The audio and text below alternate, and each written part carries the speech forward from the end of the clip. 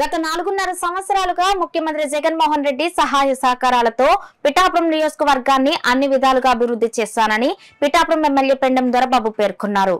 పిఠాపురం మండలంలో సుమారు 20 కోట్ల రూపాయల నిధులతో పలు అభివృద్ధి పనులకు ప్రారంభోత్సవాలు, శంకుస్థాపనలు ఎమ్మెల్యే దొరబాబు నిర్వహించారు. ముందుగా కుమారపురంలో సుమారు 80 లక్షల రూపాయలు నిధులతో నూతనంగా నిర్మించిన గ్రామ సచివాలయాన్ని ఎమ్మెల్యే దొరబాబు రిబ్బన్ కట్ చేసి ప్రారంభించారు. అనంతరం జలజీవన్ మిషన్ పథకం ద్వారా గ్రామంలో ఇంటింటికి కుళాయి కనెక్షన్ల పనులకు ఎమ్మెల్యే దొరబాబు శంకుస్థాపన చేశారు. అనంతరం శిలాఫలకాన్ని ఆవిష్కరించారు. అలాగే జల్లూరులో ఇంటింటికి కుళాయిల ద్వారా త్రాగునీరు అందించే కార్యక్రమాన్ని ఎమ్మెల్యే దొరబాబు శంకుస్థాపన చేశారు. ఈ సందర్భంగా వైఎస్ఆర్ కాంగ్రెస్ పార్టీ నాయకులు తుమ్మల బాబు, జవ్వాది వాడపల్లి ఆధ్వర్యంలో ఎమ్మెల్యే దొరబాబును ఘనంగా సన్మానించారు.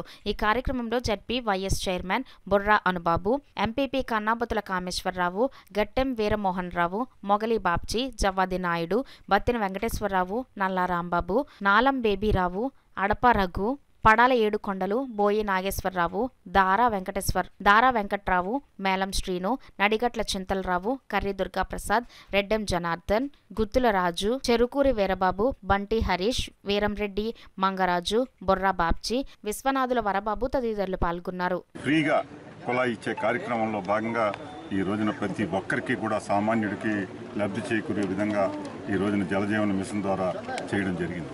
అలాగే సచివాలయ బిల్డింగ్స్ ప్రతి 4,000 జనాభాకి ఒక సచివాలయాన్ని ఏర్పాటు చేసి తద్వారా 10 మంది అధికారులని నివాసం ఉండే విధంగా పెట్టి 50 లక్షల రూపాయల వ్యయంతో పెట్టడం అనేది ఇది సామాన్య విషయం కాదు.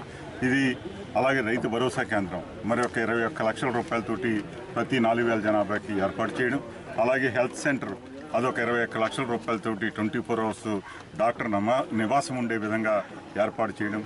ఈ రకంగా ఈ రోజున ఇన్ని రకాల కార్యక్రమాల్లో దాదాపు 10 కోట్ల రూపాయలతోటి ఈ రోజున మనం శంకుస్థాపన ప్రారంభోత్సవ కార్యక్రమాలు చేసుకుంటున్నాము అంటే అది గౌరవ ముఖ్యమంత్రి జగన్మోహన్ రెడ్డి గారు ఇచ్చినటువంటి ప్రజలకి ప్రతి ఒక్కరికి కూడా చేరాలనే సంకల్పంతో ఇచ్చినటువంటి కార్యక్రమం.